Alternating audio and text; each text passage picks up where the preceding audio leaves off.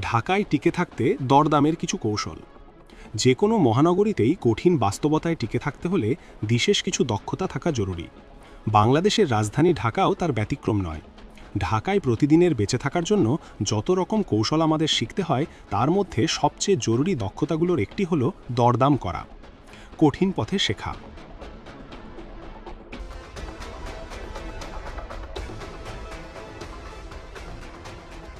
হয়তো ভাবছেন, ঢাকায় দরদাম এ আর এমন কি বিষয়, কারণ সারা জীবন তো দরদাম করেই এসেছেন। তাহলে ঢাকায় এসে সেই দরদামের আবার কি ভিন্নতা থাকতে পারে? মূলত জীবনের প্রতিটি ক্ষেত্রেই ঢাকা শক্ত অবস্থান চায়। দরদামও কিন্তু এর বাইরে নয়। অন্য জায়গায় দরদামের একটা সাধারণ সূত্র সবারই জানা থাকে, ঢাকায় কিন্তু সে নিয়মটিও চলে না। এখানে যদি আপনি দরদামে জিততে চান, তাহলে আপনাকে এই শহর সম্পর্কে যেমন জানতে হবে, তেমনি বুঝতেও হবে। আর সেটার একমাত্র উপায় হলো অভিজ্ঞতা থেকে শেখা। কিন্তু অভিজ্ঞতা যে সবসময় আপনার জন্য সুখকর হবে তা নয়। ঢাকায় দরদাম শেখার জন্য কয়েক মাসের অভিজ্ঞতা লাগে, আর এই সময়টাতে অনেক তিক্ত অভিজ্ঞতাও থাকবে।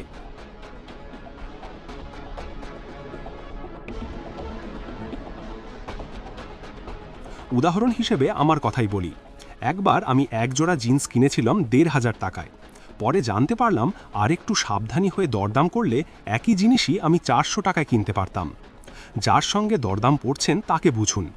দরদামের সবচেয়ে গুরুত্বপূর্ণ দিক হলো আপনি যার সঙ্গে দরদাম করছেন তাকে বুঝতে শিখুন।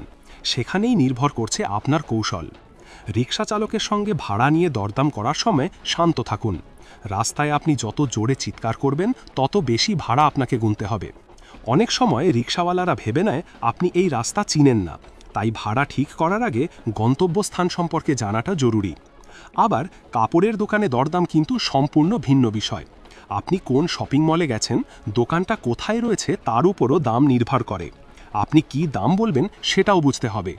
এক্ষেত্রে কাপড়ের মান এবং ধরন অনুযায়ী দাম কেমন হতে পারে তা জানা থাকলে এক্ষেত্রে কাজে লাগে।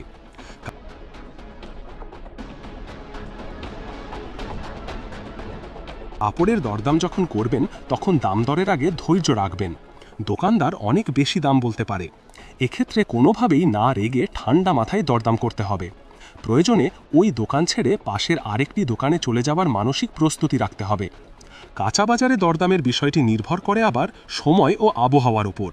সকাল ও বিকেলে দামের মধ্যে যেমন ফারাক থাকে, তেমনি বৃষ্টির দিনে কাঁচা বাজারে জিনিসপত্রের দাম বেড়ে যায়। আবার সুপার শপে বা মুদি দোকানে এক্ষেত্রে দরদামের সুযোগ নেই বললেই চলে। দরদামের বিষয়টি স্বাভাবিকভাবে নিন।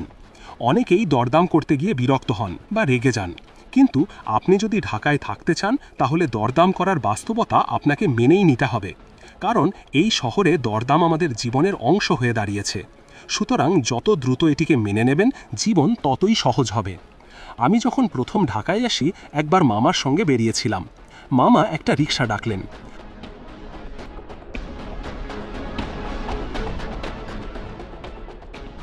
ভাড়া জিজ্ঞেস করতেই রিকশাওয়ালা স্বাভাবিক ভাড়ার চেয়ে দ্বিগুণ ভাড়া চাইল। মামা রাগ না করে শান্তভাবে বললেন, তুমি যেমন ভাড়া বেশি চাচ্ছ, আমিও তেমন অর্ধেক বলছি। এখন তুমি নিজেই ঠিক করো, স্বাভাবিক ভাড়ায় যাবে নাকি সময় নষ্ট করবে। অবাক করার মতো হলেও কথাটি তখন কাজ করেছিল। আমিও নতুন একটি শিক্ষা পেলাম যে দরদাম করার সময় মাথা ঠান্ডা রাখতে হয়। তবে দরদাম কোনো আনন্দের বিষয় নয়। অনেক সময় এটি ক্লান্তিকর ও বিরক্তিকর, কিন্তু ঢাকায় এটি দৈনন্দিন জীবনেরই একটি অংশ। যেমন লাইনে দাঁড়িয়ে অপেক্ষা করা, বিজয় সরণির সিগন্যালে আটকে থাকা, কিংবা ট্রাফিকের দীর্ঘ যন্ত্রণা। তবে আমি এটা মেনে নিয়েছি। আপনি কি নিয়েছেন?